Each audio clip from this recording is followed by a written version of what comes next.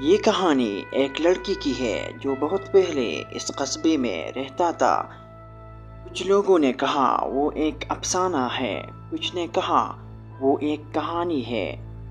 وہ پارس کی طرح تیز ہو سکتا تھا، وہ ہر چیز کو عقاب کی طرح دیکھ سکتا تھا، وہ الو کی طرح تمام آوازیں سن سکتا تھا، یہاں تک کہ بچپن میں ہی وہ دنیا کا سب سے ہنرمند تیر انداز تھا۔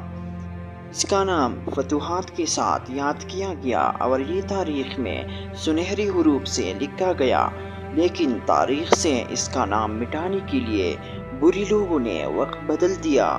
ہم اس کو روکیں گے۔ اب یہ کہانی